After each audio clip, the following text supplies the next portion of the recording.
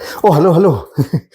Before you all disappear thinking this is some bhakti channel, I thought mujhe prakat ho jana chahiye. I should present myself. This is your host and dost welcoming you to our podcast and the very first podcast, The CoolKarnis. As they say in our culture, we should start everything with the Lord's name.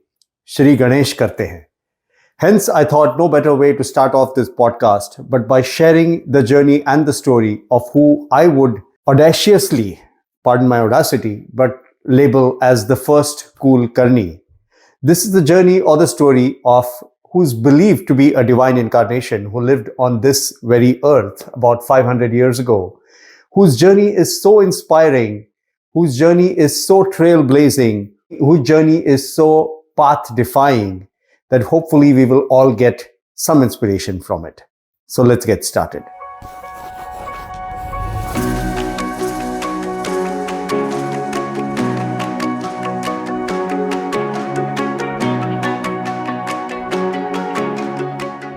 So this story is set in the early 1500s in the prosperous kingdom of Vijayanagara in Karnataka.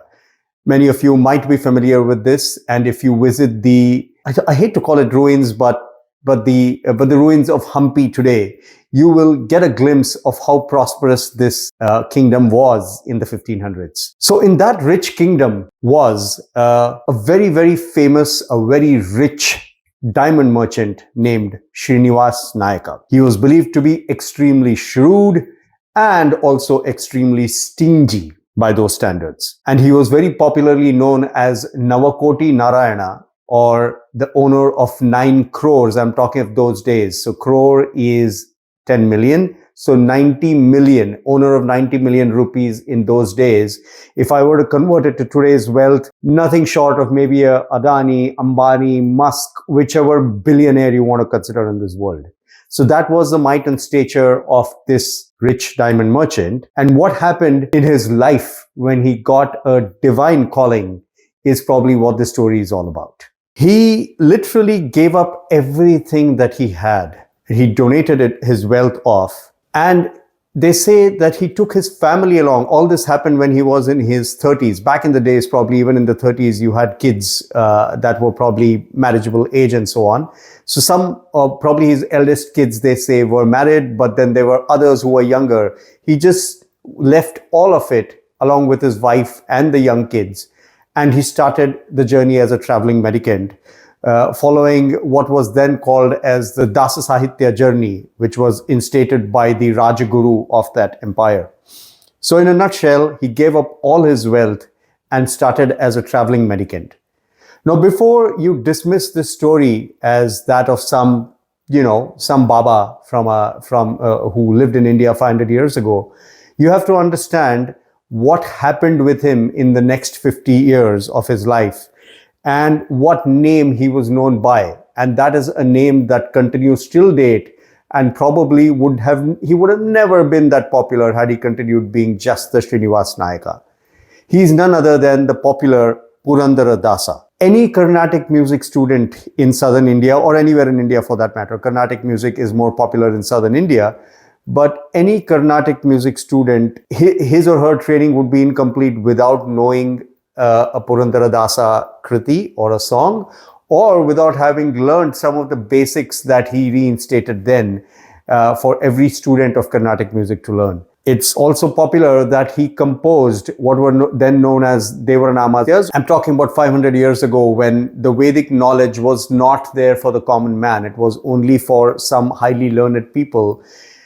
This movement back then brought it down to a commoner's level in a common man's language. So in this instance, in Kannada, where they brought down all these nuggets or jewels from the Vedic culture or scriptures into common knowledge through songs. So that is what Purandaradasa did. And the popular story goes that he composed 475,000 songs, or 475K songs, in a duration of roughly about 50 years when he was as a mendicant. So if you actually do the math, you will realize that this literally translates to one song an hour. Try doing that in today's world. So this is not possible if you don't have a divine hand on your head.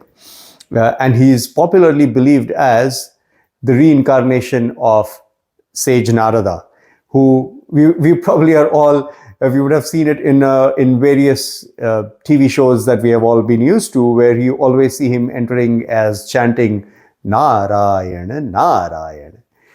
Lord Sage Narada is believed to be the grandson of Narayana or Lord Vishnu, and his what you see as his sole purpose is to sing the glories of the Lord and pass on that message. You will see Lord Narada coming in at extremely important junctures in these stories, either setting a path in a certain direction or forging path for the devotee or the bhakta. So a trailblazer in his own right. So that is the first story that I wanted to share with all of you. If, pardon my audacity here, that I am calling him a CoolKarni, but those are the kind of stories that we would like to uncover. Not all of us would have a divine calling, but we would all have similar callings, and you'll see that there are journeys that these trailblazers take, which hopefully can set an example for all of us, which can help us get inspired and maybe in some shape or form find our own passion or find our own trailblazing journey and become the CoolKarni. So this is Sanjeev Kulkarni signing off on the very first episode of the CoolKarni and inviting all of you to join me on this journey. Now, with that said, I would also invite you to please share your comments on any CoolKarni that you're aware of that we should be inviting. Thank you so much, and see you soon on our very first live episode of the CoolKarni with a live person. Thank you.